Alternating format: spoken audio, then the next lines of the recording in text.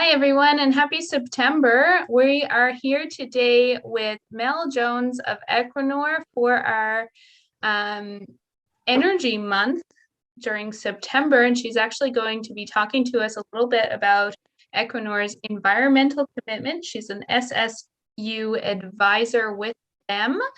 And with that, I'm going to hand it over to you, Mel. Can you tell us about yourself? All right. Okay. So in my professional career, I'm an SSU advisor. So what does that mean? I'm a safety and sustainability advisor within Equinor. So what we primarily focus on are things like safety components, environmental components, and regulatory items that we need to have within the industry.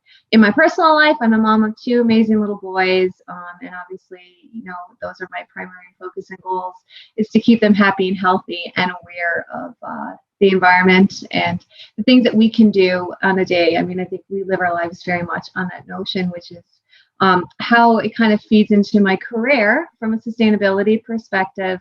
It's super important to be able to make sure that what we're developing, primarily focus obviously in the oil and gas industry, offshore, has a strong hold on things that we're going to do today and not impact tomorrow, but be able to provide with us what we need for future financial gains and, to be on this global market and whirlwind of the oil and gas industry. So that's who I am. My education, I started my university career focused primarily on marine biology, dabbled in business for a little while, went straight back to environmental sciences where I completed a diploma and a degree as well in the environmental applied sciences area. So that's great. I started off working with Department of Fisheries and Oceans, DFO, and in St. John's, Newfoundland, where I was a research assistant. And I did that short stint for about a year and a bit. And then an opportunity came to work for a company called Schlumberger. I did that. I was a field technician with them. So I actually traveled offshore between St. John's, in between Newfoundland, I guess I should say, and Nova Scotia. I did some stint offshore in Nova Scotia as well, in some of the rigs when they were still developing offshore off Sable Island, which was, for me as an environmentalist, incredible to fly over and see the horses in the fields on Sable Island. So then I left Schlumberger. I went with Cameron, who I was at the time the first female that they had hired for work in the field in North America. And so I was a subsea control technician with them. So I basically ran the hydraulics and controls for any subsea installations and operations, worked on some field developments with them. Then I transitioned into ExxonMobil. This is my resume 101 here. ExxonMobil, where I kind of dug my heels in and felt that environmental inner calling a little bit. Got a short stint working for some safety components for the platform offshore. And then I jumped straight into being an environmental and regulatory advisor for future developments. And then took a couple of years off, grew my beautiful little humans that are my boys, and was blessed to be able to do that for a couple of years and graciously accepted a position with Equinor where I am right now. So I'm contracting to Equinor, and that's where I am for right now. And I've been there back on the ground since 2019. We've completed drilling programs. I think we're all affected by COVID-19 and to where we are, how we continued our careers and how we kept going. But we kept a strong focus on further development offshore and doing it safely and with a minimal environmental impact. And of course, here we are today. So that's a little bit, that was my resume and the quick Coles Notes version of it. It sounds like you have a great perspective of the whole industry, really. I mean, could you have taken in any more organizations or companies there? No, but you know what? It makes me feel a little bit old, actually. So I feel like I realize I've been doing it for many years. So I guess 15, 16, I'm going to say 18 years, potentially. I can't even do the math on it. So I've definitely experienced being one of very few females in an environment that was definitely eye-opening for me. And 90% of the time, it was absolutely positive. So it's been great, and it grew my career like I can't explain, obviously. And the thing in my family was that, I was doing environmental, and then I went to oil and gas industry, and I feel like there's this big stereotype around the negative impacts on the environment of the oil and gas industry. But if you look at what I do professionally, I actually ensure that the company that I'm working for complies by all of the conditions that are pertaining to environmental and regulatory based driven factors, which are our strongholds and our checkpoints to make sure that we're not we're minimalizing the impact that we're having on the environment, and then also that we're committing to following up and monitoring and making sure that we are further monitoring, further reducing our footprint that we're actually having offshore. That's amazing. Do you deal with, I mean, you can't possibly be the only SSU advisor for all of Equinor. This is a very large international company. Absolutely. Equinor is a global company, so Team SSU reaches all over the world. We're just a little flick in the pond, really, for what they have and how Equinor operates globally with a strong driving milestones in terms of technology developments for developing oil and gas fields, and also doing it with like the minimal environmental impacts as possible. You know, they break the ground on many levels for setting the bar within the industry. So no, there are hundreds of people within Equinor that work for SSU.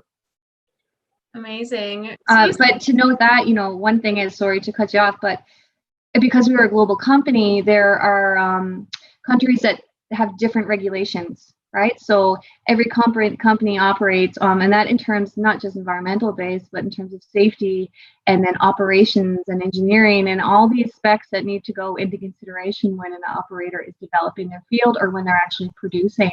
So each company has its own like team of SSU gurus that make sure that that Equinor itself doesn't get a have any negative experiences from the regulators in terms of the least monetary penalties, or reputation and impact within the industry is a huge thing. It's hard to not turn on the media and see some type of the ugly thing is always shown first. So if there actually was an incident with for any company, that's kind of what would be their moving forward, the image that's associated with them. So Equinor is an incredible company for technology and environmental awareness, for sure.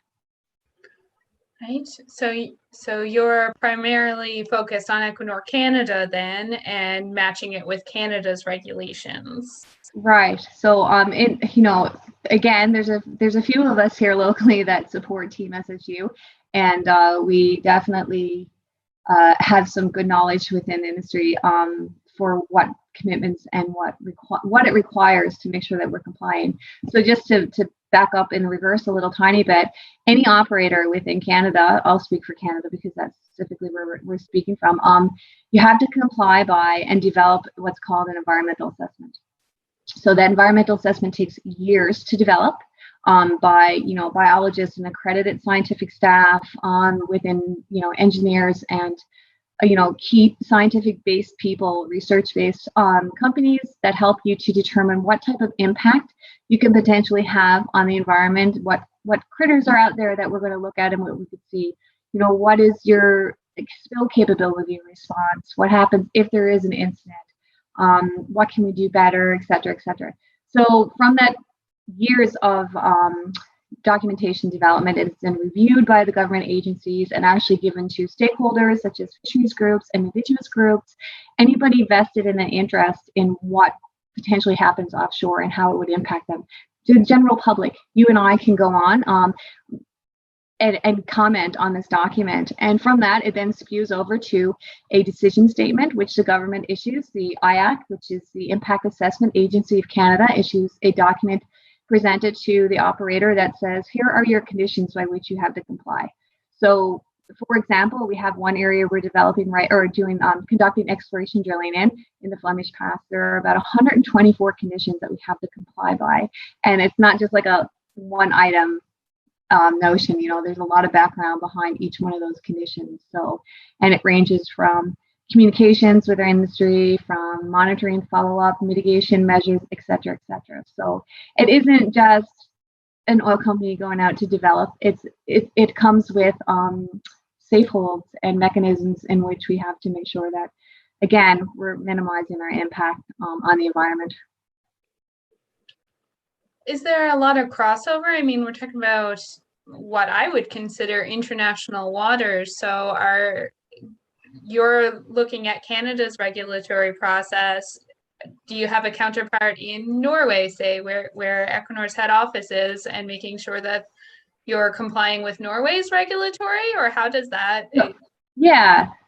So what happens is within the company itself, there are a lot of subject matter experts. So it's an entire team. Equinor has different branches. I mean, even in a research and development sense within Equinor, there are experts embedded in there that can help and support other projects all over the country in developing and give their experience. One thing with Canada, I find, that we are fairly new in developing some of our policies and regulations. And then also some of them are being grandfathered in, and then, there are amendments and changes happening to regulations and laws and policies and acts and guidelines. And I know it sounds a lot, but so to stay on top of all of that, it's a good way to kind of cross over with other countries and compare some situations that are somewhat similar.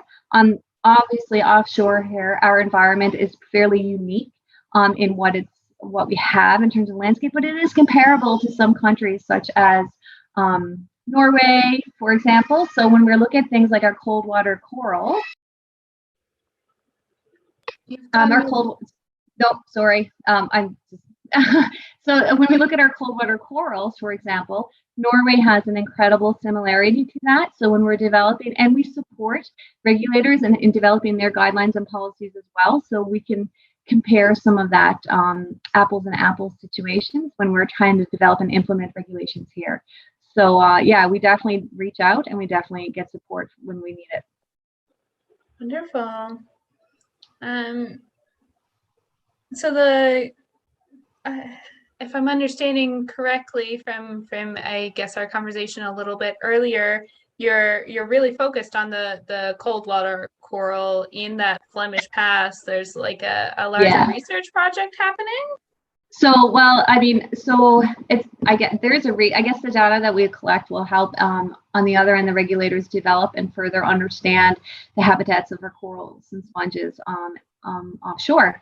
So what we have as a result of our environmental assessment that I spoke to just moments ago, we have one condition pertaining to a coral and sponge survey being conducted at a well site prior to drilling.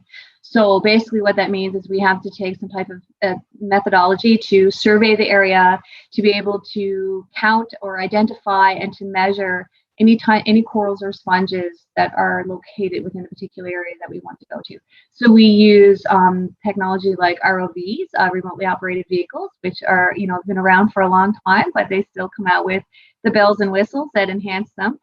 We use AUVs, which are autonomous underwater vehicles, which again is a thriving technology to where they kind of use scanners and sonar kind of information, but not in seismic perspective. It's not like blasting. It's just a simple scan of an area that you can determine the bathymetry and the landscapes to be able to determine if the environmental habitat is ideal for corals and sponges, and then if it's ideal for certain species of marine life that are on the SARA list, so the species at risk, which is issued, which we also have to comply by. So there's a big overlap in all the conditions.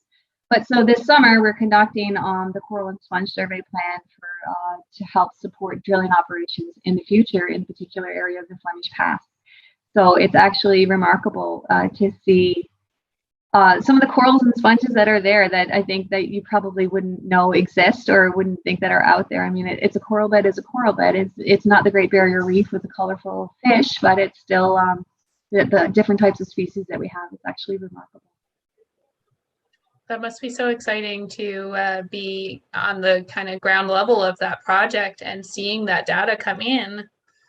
Yeah, it is. It's actually, and it trickles into everywhere, because I feel that once we understand, like you and I, we understand what is actually out there in the Flemish Pass, and then you can actually understand that as an operator or as an exploration company, you're making sure that you're already preventing further or a damage to a particular area, and you're putting in safe holds that are going to stop it from any potential. So it's actually it's remarkable when I see images come back in, and then it's the company that we use, they have a remote client access, so you can actually, I can see what they're seeing at the same time from the shore. So, you know, it's not actually me having to be out there. We have biologists on board who actually have to identify it, but I still get to see it. To me, that obviously is my jam. I kind of obviously, I find it amazing what our oceans have to offer us.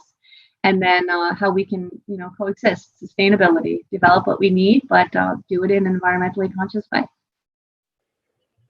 Wonderful. So it sounds like I mean, of course it's a big team, but just in terms of the diversity of that team, you're an engineer yourself, if I'm not mistaken. No, I'm not an engineer. I just have an environmental science background. So environmental it's not, science. Yeah, Sorry about that. Not an engineer. No worries, no worries. But of course, there's engineers on your team. You're Absolutely, in environmental science. You just said biologists. We have biologists, and we have biologists, and we have the entire crews on the vessels themselves, and then the contracting company that we have who operates the technicians and instrumentation techs. You know, there are so many layers to what it takes to obtain compliance to our regulations and our conditions. It's absolutely, it's hard to explain. There are the operators and the oil and gas companies, and there are the service companies, which include the supply vessels and any other type of operations vessel that you're going to use. The technology comes forward. I mean, the oil and gas industry takes a village, that saying, it takes a village to raise. But I mean, it really does take a large branch of people and diversity. I mean, males, females, I don't feel like that's a strong kind of factor in this industry today, which is fantastic. So it's all kinds, and it's incredible.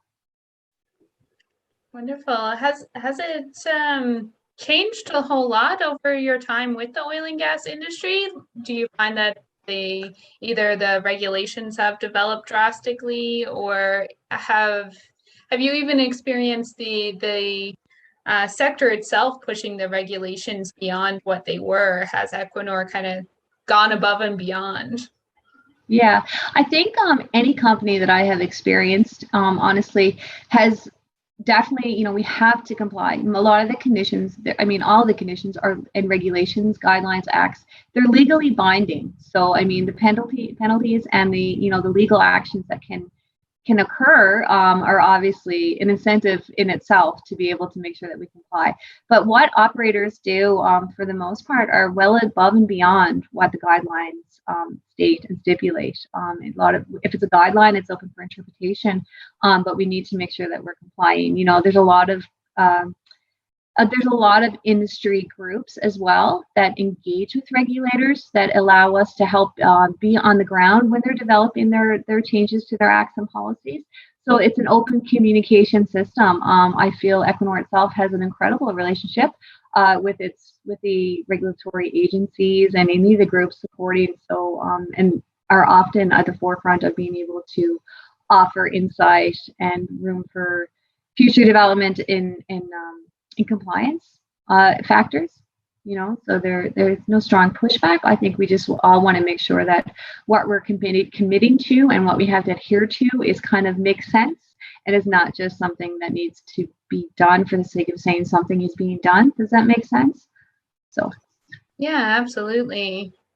These are important things we're tackling here. It's the future of the planet, future of the oceans. So yeah, rather than just pen on paper and a rubber stamp, we'll say it's great to hear that all of the sector is trying to push the boundaries of environmental compliance and sustainability.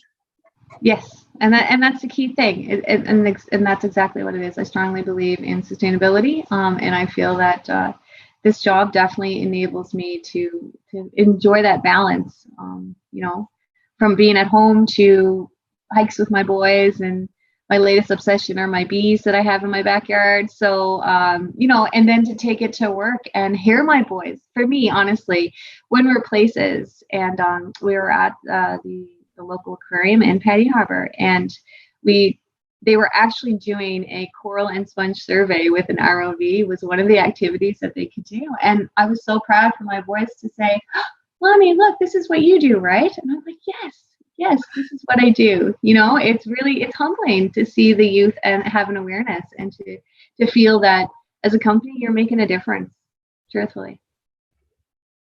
That's so awesome that you got to have that experience with your kids. Has there been a lot of technology upgrades in terms of like, have you had to go back to do additional courses to keep up with the technology, or is there just generally any professional development that you try to take in annually? So I haven't done anything annually to say personally. At one point in my career, I attempted to do my master's in environmental engineering, actually, but that kind of just life kind of takes you different ways sometimes. But every company and every career move that I have taken, the company has well prepared you in terms of training and will provide you with your tools that you need to be able to achieve. I think I do have a list of about 75 things I would like to continue outside learning in, but life is busy. So within Equinor, within any company I've been with previously, like I said, the training and the certifications and everything is well on top, even for traveling offshore, to make sure that you continually do your BSTs and making sure that you have that training to be able to go out there and do that. I mean, which is an incredible experience in itself to have that knowledge. So that was something that I reoccurred for many years until I stopped going offshore. So yes and no, you're constantly learning. When I started doing controls, hydraulics and controls, there was a steep learning curve to go from environmental based things and my field experience prior to, and to just learn the dynamics and the flows. It's just incredible. So yes, there's always learning every day. There's a new course to do, and we get cued to kind of make sure that we're staying on top of our internal company training as well.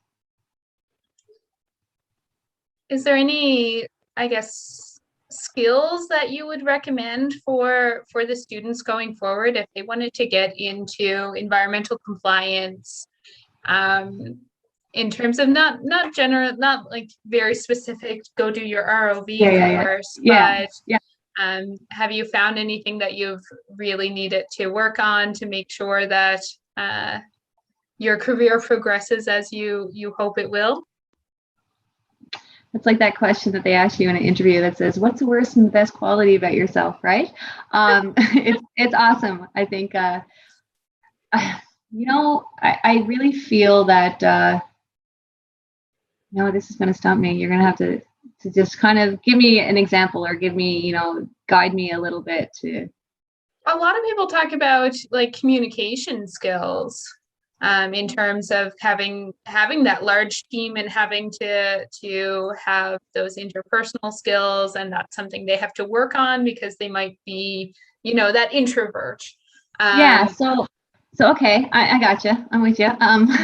So I think personally, honestly, I get asked, when you listen to the beginning of my career and where I've gone from transitions and, being one of many in the industry, but I feel like having the confidence and the self, a lot of the times I step back and I kind of looked around like, what?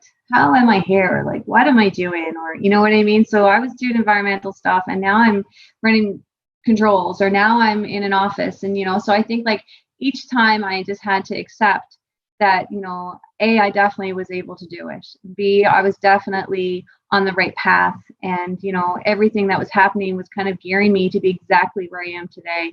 So it's hard sometimes to close off on an opportunity that you get in front of you because it probably doesn't fit the ideal box that you think about. But I mean, and it kind of falls back to my earlier note about how the different branches and layers are within the oil and gas industry. If you set your sights on a goal, it takes sometimes different avenues to get somewhere. And it definitely took me a few turns and twists to get to where I am today. But I definitely am grateful for taking the opportunities that I did when I did. See, that's a perfect answer right there. Just exactly having that confidence and being like, okay, I worked at this and I did the courses I needed to do, and maybe it's not who I thought or what career I'd be in if I looked back 10 years ago, but here I am, and I Yeah. can do this. So open-mindedness, I guess, be open to what's happening around you. But I always knew that I always knew, and it's an important thing, my mom always said to me, she said, I don't care what you do, just make yourself independent.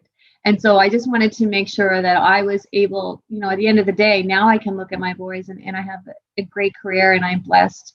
I kept focus on making sure that I didn't give up on myself really at the end of the day. Do you have any career goals now, either personal or maybe within your current position? Is there a project that you're working towards? Well, I definitely want to be able to, I would definitely love the opportunity to continue within the company, contracting to Equinor, and to just be part of what this province actually has to offer, and to see what we have in the future. I'm looking forward to being part of the development and looking forward to seeing this province, either through all of its operators, be able to continue and sustain that for the province as a whole, and then to be able to help generate that in the long term as well. So I like the short term and long term goals, and I like to be part of both of it, if that makes sense. That's for sure. I'd love to understand a little more. You've mentioned you're a contractor. So does that mean you're actually your own employer in a way, or? Yeah, so it's actually a lot of how the industry is run is based on that. A lot of operators hire contractors, so it makes you no less or more. You're just kind of a little bit more of an independent. So you have obviously the well qualifications and the skill set, and you just contract through either your own independent corporation or through other contracting agencies, and that's kind of how it goes. But I mean, it definitely it does nothing. It's just the end of the day where you are in terms of the paperwork. But when you're in your job and the process, it absolutely changes nothing. So I'm absolutely thrilled to be where I am and to have the opportunities that I do. Perfect. Was there any kind of major event, or do you recall, I guess, when you made that decision to cross from the environmental sciences more directly to get into the oil and gas environmental regulatory process?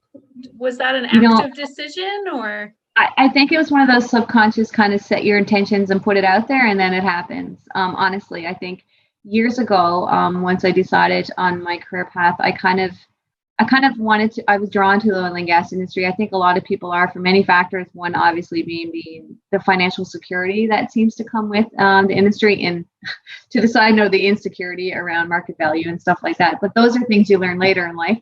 But I definitely wanted, I remember verbalizing at one point, I said, I'd really like to be in the oil and gas industry, but more on like the environmental regulatory side. And I've said that to like my ex, like years ago in my youth, really in my early 20s when I was still in university. And, when I was thinking through, do I leave DFO and do I go to the oil and gas industry? And so I just kind of, for some reason, just took the drive inside of me and just say, you know what, you don't know what you don't know until you try it. So you have the aptitude to learn. You have a university accreditation behind you. So any company will see that and know that you definitely have that ability to thrive. And that's kind of the way it was. And now sometimes I look back and I reflect, and I don't want to speak it out loud, but here I am. So I get to make sure we're doing from an environmental regulatory perspective. So. Speaking of the I guess sector as a whole, there's some ups and downs to it lately. Is this still a sector that students should be looking at? Like they're in grades 7 to 12, they're, might not be looking at getting out into employment until 2030, 2035. Is this a sector that they should be flagging as a potential? I think as an industry, in a global perspective, and this would be my sheer personal opinion, so sever me from any from anything. I think that inevitably the oil and gas industry is a vital source in this world.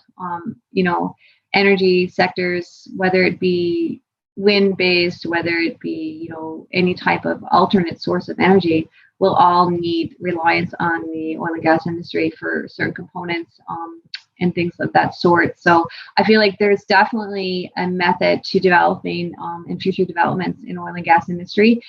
There's definitely always going to be employment there, and there's definitely just going to be an increase in the technology and the methodology that we use in order to meet stricter guidelines and policies around such things as greenhouse gas emissions and things like that. So I think I would definitely strongly encourage anybody to continue thriving towards the oil and gas industry. Developments will continue, exploration will forever continue. There's no way that you can't. It's the world that we live in.